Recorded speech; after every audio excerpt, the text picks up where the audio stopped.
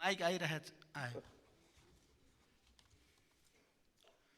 नवनिर्वाचित प्रतिनिधि सभाको यो गरिमामय अधिवेशनमा म सार्वभौम संसदका सबै मान्य सदस्यहरूलाई हार्दिक अभिवादन र सफल कार्यकालको पुनः शुभकामना व्यक्त गर्दछु।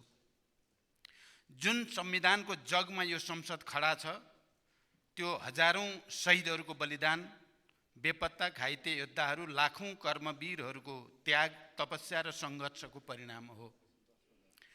म सबभन्दा पहिला फेरि पनि उहाँहरूप्रति कृतज्ञता र उहाँहरूको सङ्कल्पप्रति सम्मान व्यक्त गर्दछु।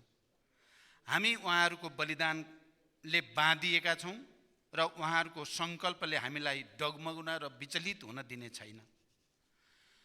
नयाँ प्रतिनिधि सभाको गठनसँगै नेपालको संविधानको धारा 76 को उपधारा 2 बमोजिम मेरो नेतृत्वमा विभिन्न राजनीतिक दलको सहभागितामा सरकार गठन भएको छ। यो विश्वासका लागि दलहरूलाई धन्यवाद दिँदै म आज यो सार्वभौम संसदमा सामाजिक न्याय, सुशासन र समृद्धिको सङ्कल्पसहित प्रधानमन्त्रीमा विश्वासको मत माग्नका लागि उपस्थित भएको छु। सभामुख महोदय, प्रधानमन्त्रीका रूपमा म निषेध, अपमान र प्रतिशोध होइन, सहमति, सहकार्य र आपसी विश्वासको राजनीतिलाई अगाडि बढाउन प्रतिबद्ध छु। यो देशमा जति पनि सार्थक परिवर्तन भएका छन्, वामपन्थी र लोकतान्त्रिक शक्ति मिलेर भएका छन्। 104 वर्ष लामो राणा शासन होस् वा 30 वर्ष लामो पञ्चायती निरङ्कुशता, वाम लोकतान्त्रिक सहकार्यबाट नै समाप्त भएको हो।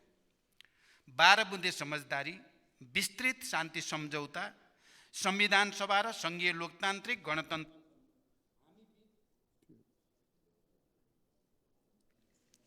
हामी बीच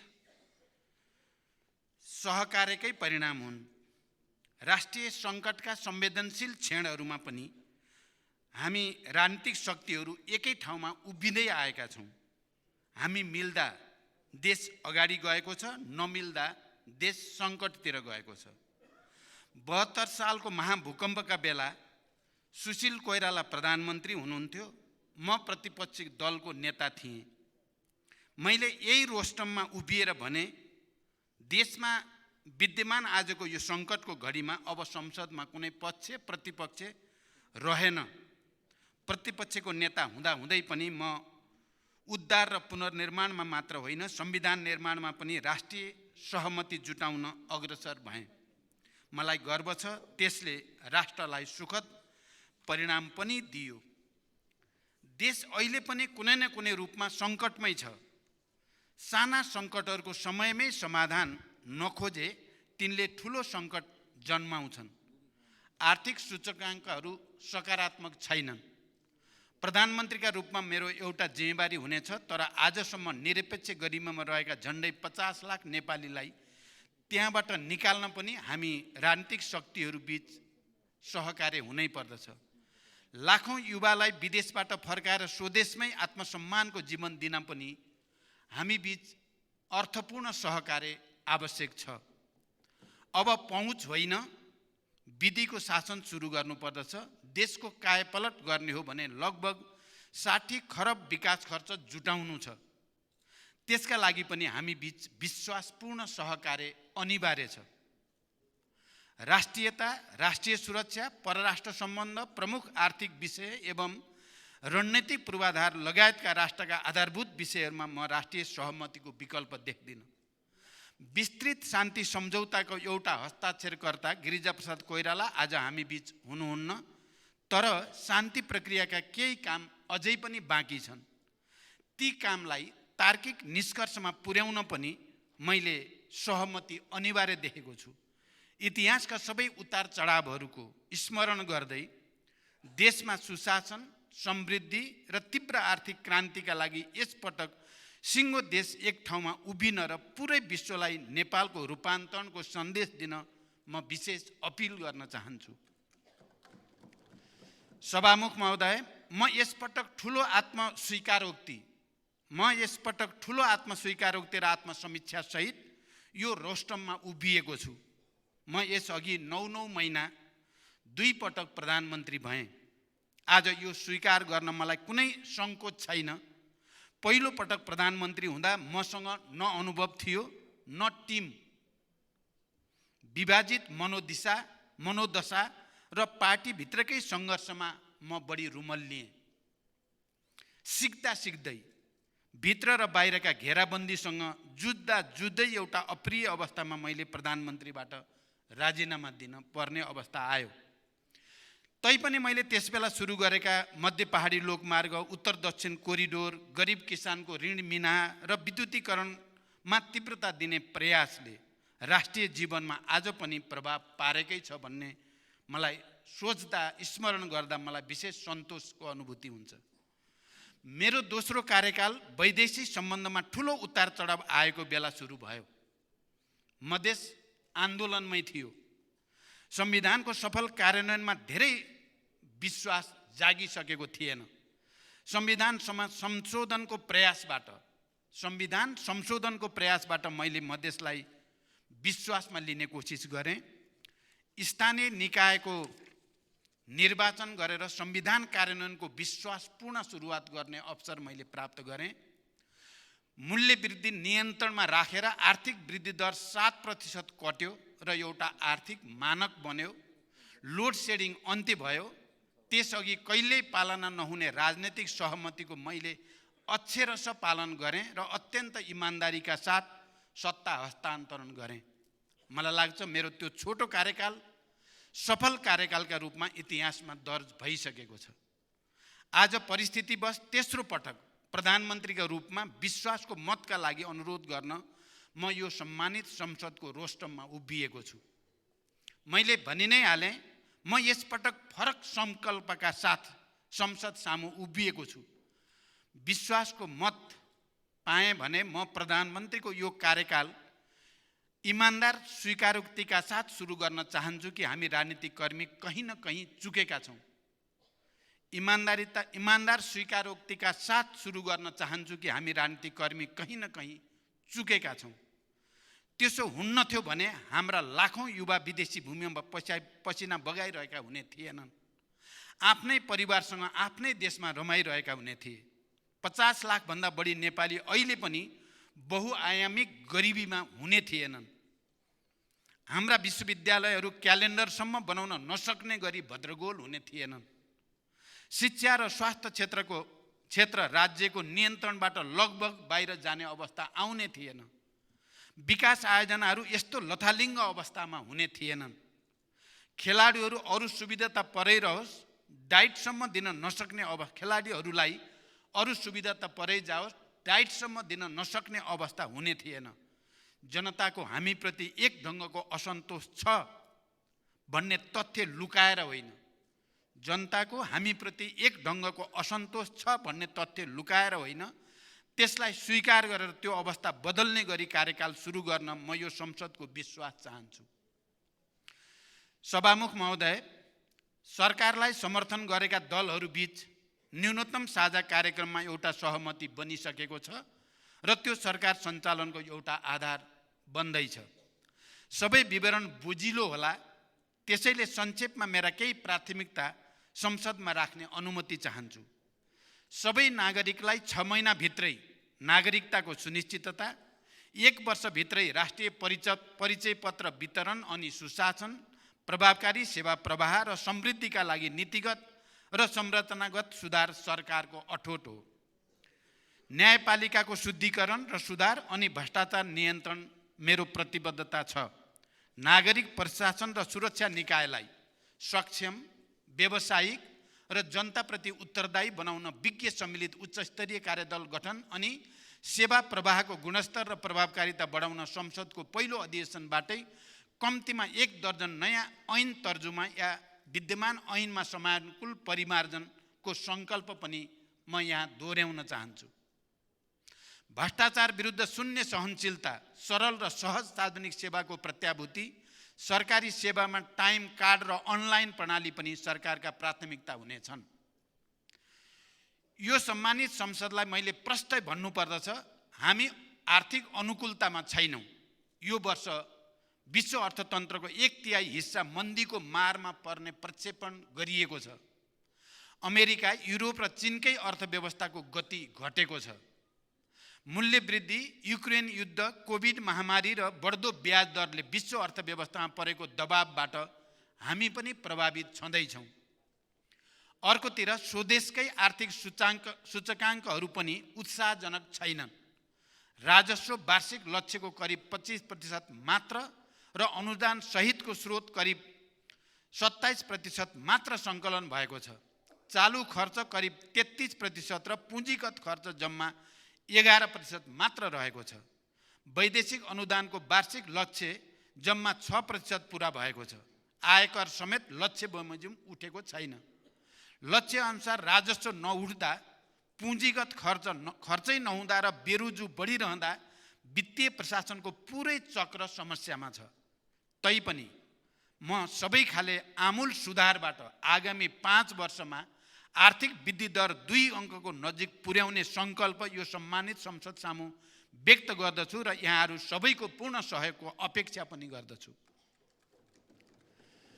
आर्थिक पुनरुत्थानका प्याकेज कार्यक्रम मार्फत लगानी मैत्री वातावरणको निर्माण तथा पुँजीगत खर्चको अभिवृद्धि गर्दै आर्थिक गतिविधिको विस्तार र समष्टिगत आर्थिक स्थायित्व मेरो लक्ष्य हुनेछ। बैंकिङ प्रणालीमा विद्यमान तरलता सङ्कुचनको समस्यालाई सम्बोधन गर्न वित्तीय तथा मौद्रिक उपकरणहरूको उपयोग गरिनेछ। वैदेशिक मुद्रा सञ्चितिमा परेको चापलाई सम्बोधन गर्न तरलता र कर्जा प्रवाहको शिथिलतालाई सुधार गरिनेछ।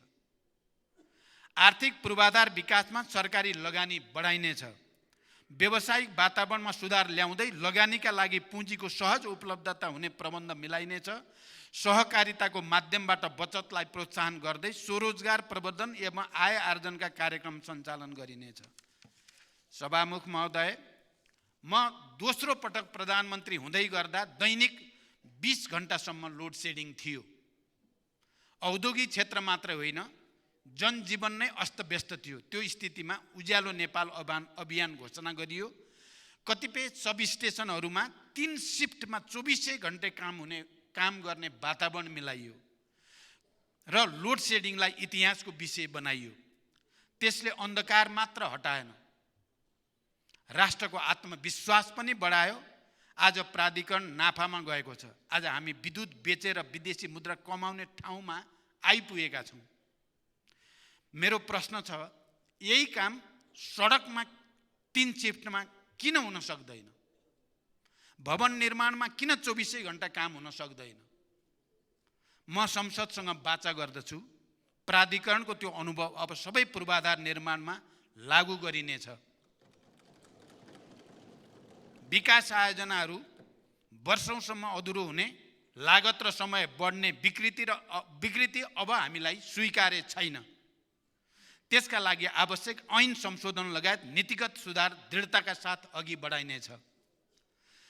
प्रशासनिक खर्चमा मितव्ययिता, बजेटमा अनुशासन, सार्वजनिक खर्चको उपलब्धि र उत्पादकत्व वृद्धि, राजस्व चुहाटमा कडा नियन्त्रण सरकारका प्राथमिकता हुनेछन्। सहभागिता र परिपालना बढाउन प्रवर्धनात्मक कार्यक्रमका साथसाथै नियमनमा समेत जोड दिइनेछ। सार्वजनिक ऋणको छनौटपूर्ण उपयोग गर्दै दिगोपना कायम गरिनेछ। सार्वजनिक संस्थानको व्यवस्थापन सुधारका साथै व्यवसाय विस्तारमा जोड दिइनेछ। नेपाललाई आकर्षक र प्रतिस्पर्धात्मक लगानी गन्तव्य बनाउने मेरो सङ्कल्प छ। औद्योगिक, वित्तीय र मौद्रिक नीतिको सामञ्जस्यपूर्ण कार्यान्वयनबाट अर्थतन्त्रलाई गतिशील तुल्याइनेछ। वित्तीय, मौद्रिक, पुँजी बजार, सहकारी, बीमा र निजी कम्पनीका निकायहरूबीच आवश्यक समन्वय गरी निजी क्षेत्रको लगानी प्रवर्धन गर्न नीतिगत, संस्थागत तथा प्रक्रियागत सुधार यो सरकारको प्राथमिकतामा रहनेछ। सभामुख महोदय, राजस्व प्रशासन करदाता मैत्री हुनेछ। कर छली, आयातमा न्यून विकेन्द्रीकरण, चोरी पैठारी, तस्करी तथा हुन्डी कारोबार जस्ता गतिविधिको अन्त्य गर्दै कर प्रणालीलाई थप प्रगतिशील तथा व्यवसायी मैत्री बनाइनेछ। आर्थिक स्थायित्व कायम गर्न औद्योगिक नीति, सरकारी वित्त नीति, राजस्व नीति, मौद्रिक नीतिबीच तादात्म्य अनि सरकार, निजी क्षेत्र, सहकारी र सामुदायिक क्षेत्रको सहभागितामा द्रुत विकासको वातावरण निर्माण यो सरकारको सङ्कल्पमा छ। कानुनी, प्रक्रियागत, प्रणालीगत तथा संरचनागत सुधारबाट वैदेशिक लगानी आकर्षित गरिनेछ।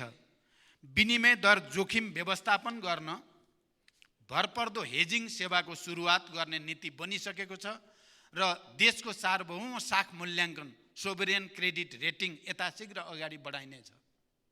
वैदेशिक व्यापारमा आएको शिथिलतालाई सम्बोधन गर्न निर्यात वृद्धिमा जोड दिइनेछ। राष्ट्रिय पुँजीको विकास र आर्थिक आत्मनिर्भरताका लागि स्वदेशी उत्पादनमा जोड दिनु सरकारको प्राथमिकता हुनेछ। स्वदेशी कच्चा पदार्थमा आधारित र आयात प्रतिस्थापन गर्ने प्रकृतिका उपभोग्य वस्तुहरूको उत्पादनमा जोड दिइनेछ र रोजगारी सृजना हुने क्षेत्रमा राज्यको लगानी बढाइनेछ। कृषि, प्राकृतिक स्रोत, ज्ञान र उच्च प्रविधिमा आधारित उद्योगको विकासबाट औद्योगिक उत्पादन बढाई निकासी वृद्धि गरिनेछ। पुँजीको अभावमा उद्यमशीलता निरुत्साहित हुन दिइने छैन।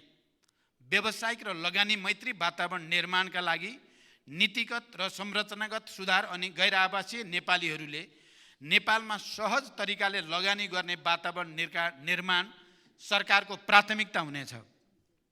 उद्योग व्यवसाय दर्ताका लागि सुरुकै बिन्दुबाट सबै प्रकारका स्वीकृतिहरूको उपलब्धता सुनिश्चित गर्न टाइम कार्ड अनि स्वरोजगारी, स्टार्टअप र विभिन्न व्यवसायले सृजना गर्ने रोजगारी मापनका लागि जब मिटरको व्यवस्था गरिनेछ। सभामुख महोदय, हरेक वर्ष एउटै समाचार बन्छ मलको अभाव। म आज यो संसदमा दृढताका साथ प्रतिबद्धता जनाउन चाहन्छु। अबदेखि आपूर्तिको चक्र अनुसार चाहिएको समय प्राप्त हुने गरी मल खरिद गरिनेछ र सँगसँगै मल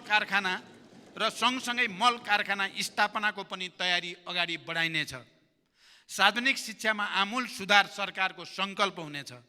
विश्वविद्यालयहरू अब क्यालेन्डर अनुसार सञ्चालन हुनेछन्। अहिलेको भद्रगोल सहन गरिने छैन। सबै पालिकामा आधारभूत अस्पताल र प्रदेशहरूमा विशिष्टीकृत अस्पताल र मेडिकल कलेजहरू बनाइनेछ। गुणस्तरीय स्यानिटरी प्याडका लागि आर्थिक प्रत्याभूति, गुणस्तरीय प्रसुति सेवाको सुनिश्चितता, चिकित्सकहरूको सङ्ख्यामा वृद्धि, चिकित्सक र नर्सलाई सरकारी सेवामा आकर्षित गर्न सेवा सुविधामा पुनरावलोकनका लागि सरकार प्रतिबद्ध छ। स्वास्थ्यकर्मी लगायत विशिष्टीकृत सेवाका श्रमिकहरूका सरोकारलाई सम्बोधन गर्न श्रम ऐनमा आवश्यक संशोधन गरिनेछ। सबै क्षेत्रको स्वास्थ्य सेवाको गुणस्तर सुनिश्चितताका लागि अधिकार सम्पन्न प्राधिकरण बनाइनेछ। खाद्य, आवास र स्वच्छ खानेपानीलाई जनताको मौलिक हकको रूपमा स्थापित गरिनेछ। आगामी 3 वर्षमा सतह तथा भूमिगत सिँचाइबाट तराई मधेसको थप 3 लाख हेक्टर जमिनमा सिँचाइ पुर्याइनेछ। सिँचाइको बिजुली महसुलमा थप छुट दिइनेछ। विद्युत उत्पादन विस्तार र निर्यात मार्फत आर्थिक वृद्धि दर बढाइनेछ र इन्धनमाथिको परनिर्भरता घटाइनेछ। ग्राहस्थ उपभोगका निम्ति वर्षायाममा मासिक 50 युनिट र हिउँदयाममा मासिक 30 युनिट विद्युत निःशुल्क उपलब्ध गराइनेछ। 5 वर्षमा विद्युत उत्पादन क्षमता 6500 मेगावाट र प्रति व्यक्ति विद्युत खपत 700 किलोवाट घण्टा पुर्याउने लक्ष्य सरकारले लिनेछ। विद्युत महसुलको समायोजन गर्दै 1 वर्षभित्रै 100% नागरिकका बिजुली पुर्याइनेछ।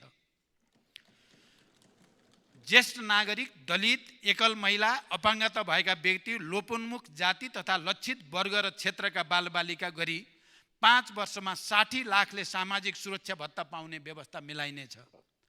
आर्थिक वृद्धिका आधारमा सबै प्रकारका भत्ता वृद्धि बढाइनेछ र 5 वर्षको अवधिमा न्यूनतम ज्याला मासिक रु 25,000 पुर्याइनेछ। वैदेशिक रोजगारीलाई सुरक्षित र मर्यादित बनाइनेछ। वैदेशिक रोजगारमा गएकाहरूको समस्या सुनवाई र समाधानका लागि हटलाइन सेवा सहितको सहयोग सेल गठन हुनेछ।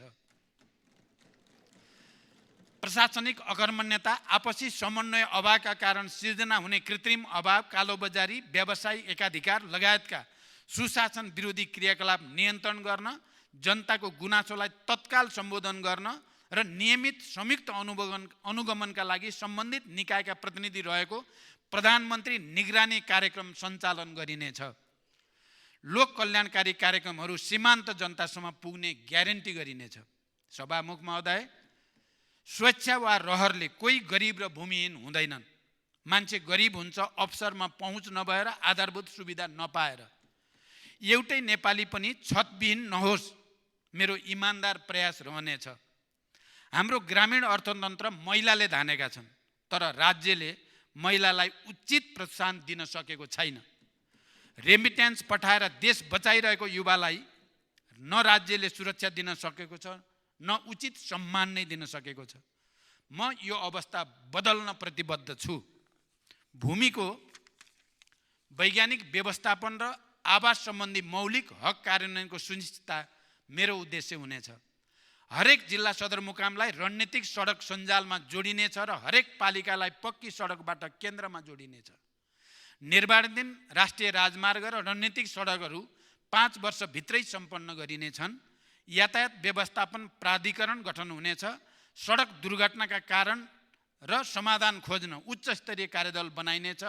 सडक यातायात, रेल, जलमार्ग र हवाई सबै योजनालाई समेट्ने गरी एकीकृत राष्ट्रिय यातायात गुरु योजना तयार गरिनेछ। डाटा सर्भरमा आत्मनिर्भरता र साइबर सुरक्षाको सुनिश्चितता सहित 5G प्रविधि प्रयोगमा ल्याइनेछ।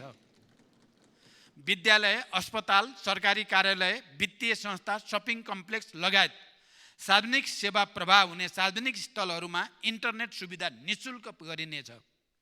आधुनिक खेल पूर्वाधारमा जोड दिँदै खेलाडीहरूको वृत्ति विकासका कार्यक्रम ल्याइनेछ। पर्यटन पुनरुत्थानका लागि विशेष प्याकेज घोषणा गरिनेछ। जलवायु परिवर्तनको मुद्दालाई अन्तर्राष्ट्रियकरण गरिनेछ। महिला सहभागिता, सशक्तिकरण र समावेशिता सरकारको प्रमुख लक्ष्य हुनेछ।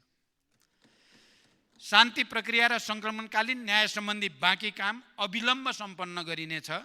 शहीद र बेपत्ता परिवारलाई उचित सम्मान र परिपूर्णको व्यवस्था हुनेछ।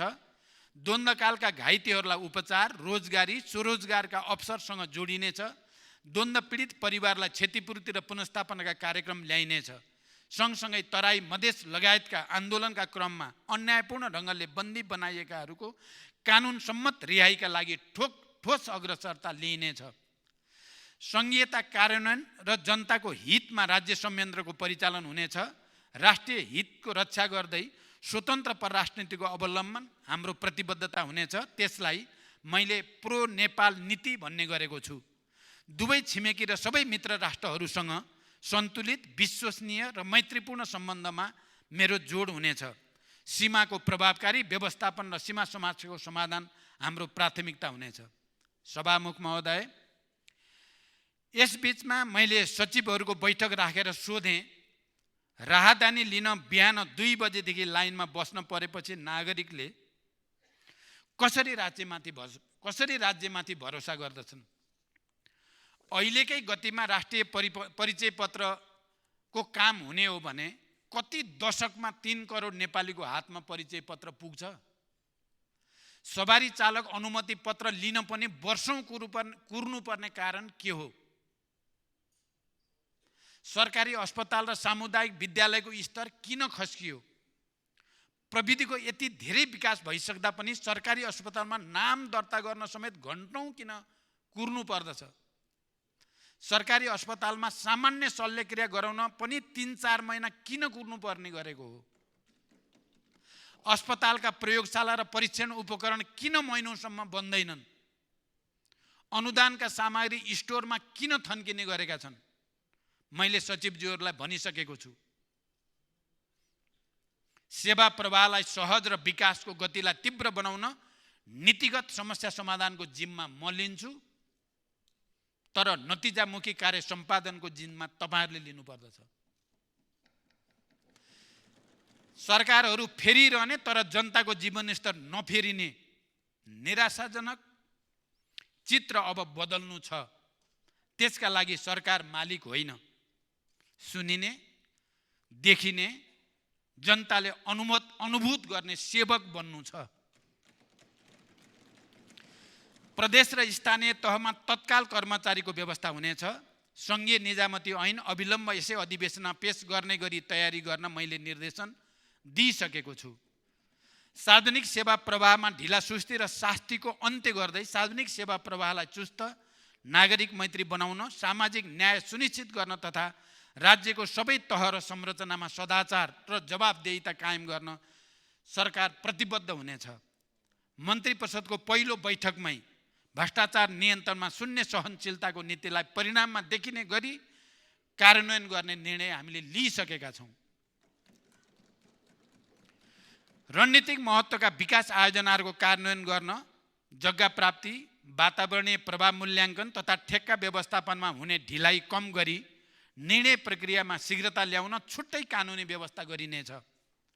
युटिलिटी कोरिडोर सम्बन्धी कानुनी व्यवस्था गरी पूर्वाधारमा साझेदारी गर्ने व्यवस्था मिलाइनेछ।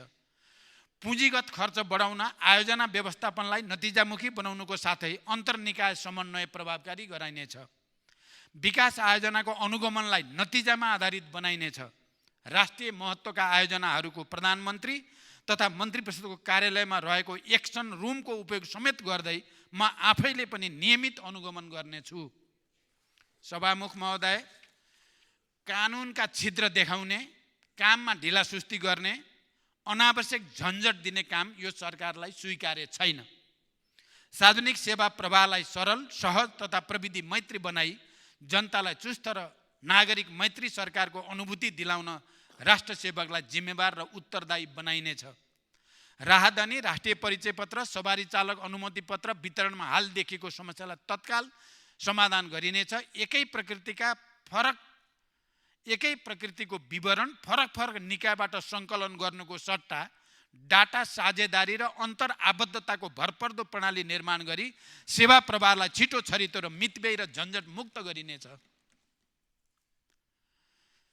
विपन्न नागरिक उपचार सुविधा तथा स्वास्थ्य बिमा सेवालाई सर्वसुलभ र नियमित बनाइनेछ। स्वास्थ्य बिमाको दायरा विस्तार गरिनेछ। सरकारी एवं सार्वजनिक जग्गाको संरक्षण गर्न एकीकृत विद्युतीय अभिलेख तयार गरिनेछ।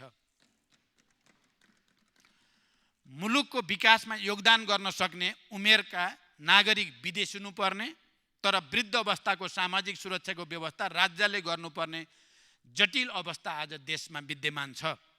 यो परिस्थितिबाट बाहिर निस्कन स्वदेशमै रोजगारीका अप्सन सृजना गर्न निजी क्षेत्र समेतको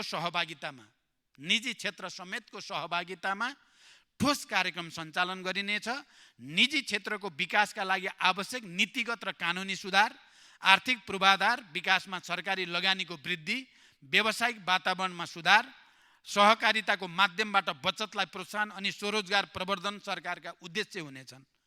सार्वजनिक संस्थानको व्यवस्थापन सुधारका साथै व्यवसाय विस्तारमा जोड दिइनेछ। पर्यटकीय पूर्वाधारको निर्माण र सेवाको गुणस्तरमा सुधार सरकारको मुख्य जोड हुनेछ। गौतम बुद्ध र पोखरा अन्तर्राष्ट्रिय विमानस्थलको पूर्ण क्षमतामा सञ्चालन र स्रोतको सुनिश्चितता सहित निजगढमा अन्तर्राष्ट्रिय विमानस्थलको निर्माण प्राथमिकतामा हुनेछ। मलाई थाहा छ मिडिया उद्योग सङ्कटमा छ। म विश्वास दिलाउन चाहन्छु यो सङ्कटमा सरकारले मिडिया उद्योगलाई एक्लै छाड्ने छैन। सञ्चारकर्मीहरूको हक र हित पनि सरकारको उच्च प्राथमिकतामा हुनेछ। पछिल्ला दिनमा शेयर बजारमा आएको सकारात्मक परिवर्तनलाई मैले नयाँ सरकारप्रति जनताको भरोसाको सङ्केतको रूपमा हेरेको छु। तीव्र आर्थिक विकास र न्यून मुद्रास्फीति सरकारको लक्ष्य हुनेछ। लाइन मुक्त देश हाम्रो सङ्कल्प हो। म विश्वास दिलाउन चाहन्छु देशका हरेक नागरिकलाई लागोस्। सरकार मेरो अभिभावक हो।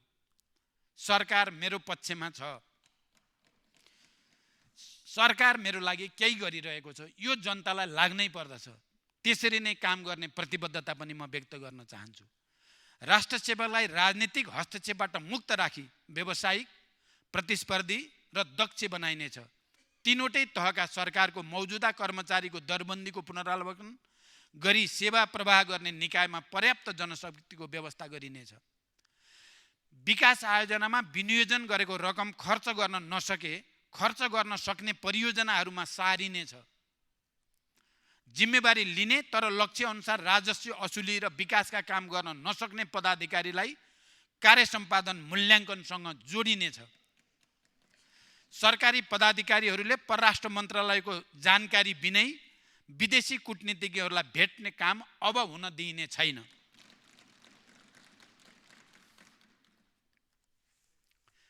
भ्रष्टाचार नियन्त्रण र निवारण सरकारको प्राथमिकता हुनेछ। मालपोत, लाइसेन्स, राहदानी जस्ता निकायहरूमा क्षतिपूर्ति सहितको नागरिक बडापत्र राखिनेछ।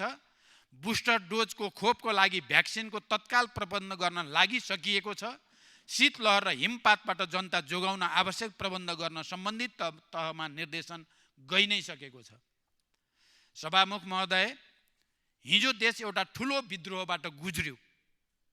सामाजिक न्यायको आकांक्षा, विभेद, शोषण र उत्पीडन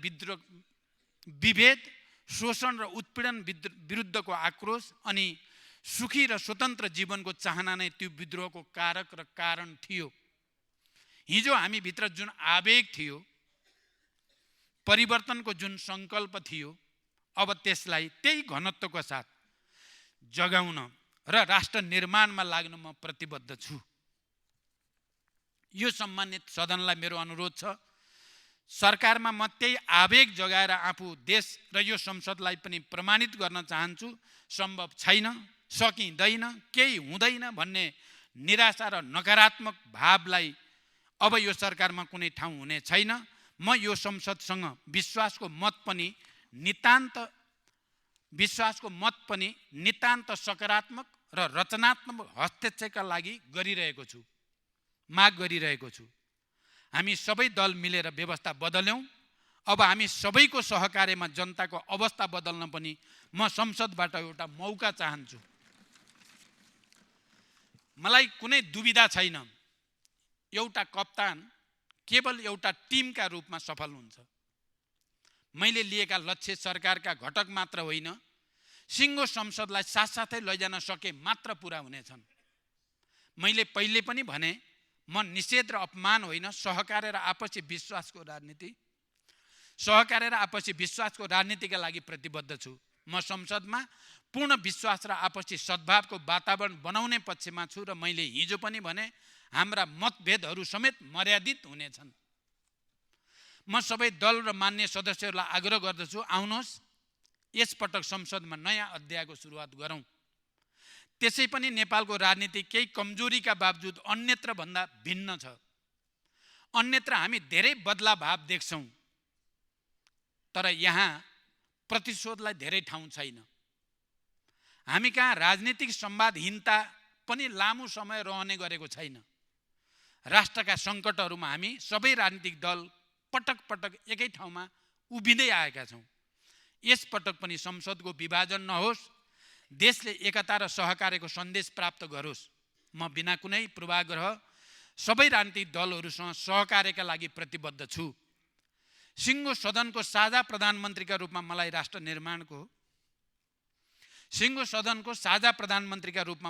निर्माणको नेतृत्व गर्ने एउटा मौका मिलोस् भन्ने मेरो चाहना छ। हामी सबैले आफ्नो ठाउँबाट जनतासँग विकासको प्रतिबद्धता गरेका छौँ। आज त्यही प्रतिबद्धताका लागि हामी सबै एक ठाउँमा उभिन नसक्ने भन्ने केही छैन। मैले हिजो पनि संसदमा भने, जनताको हामीमाथि समर्थन सशर्त मात्रै छ। हीन भावनाको ठाउँमा आशा र आत्मविश्वास जगाउनु छ। आर्थिक क्रान्तिको साझा सङ्कल्पबाट समृद्ध र न्यायपूर्ण राष्ट्र निर्माण गर्नु छ। इतिहास आजैबाट सुरु हुन्छ म भन्दिनँ। आजसम्मका उपलब्धिहरूलाई संस्थागत गर्दै सबैप्रति कृतज्ञता व्यक्त गर्दै म एउटा परीक्षा दिन चाहन्छु। हिजो क्रान्ति सुरु गर्दा जुन आवेग मसँग थियो, बीचमा केही अल्मलिए जस्तो देखिए पनि आज त्यही आवेग र अठोटका साथ म यो रोस्टममा उभिएको छु। तेस्रो पटक प्रधानमन्त्रीका नाम लेखाउन वा सिंहदरबारमा अर्को कार्यकालको फोटो झुन्ड्याउन मात्र म यहाँ उभिएको पटक्कै होइन। म विश्वास दिलाउँछु, हरेक पटक संसदमा म उपलब्धिको डाटा र रिपोर्ट कार्डका साथ उपस्थित हुनेछु। मलाई विश्वासको मत दिएमा संसदका हरेक मान्य सदस्यहरूले गर्व गर्ने वातावरण बनाउनेछु। सबैको साथ र सहयोग लिएर राष्ट्र निर्माण होमिन यो सम्मानित सदनसँग प्रधानमन्त्रीका रूपमा म विश्वासको मतका लागि हार्दिक अनुरोध गर्दछु। धन्यवाद।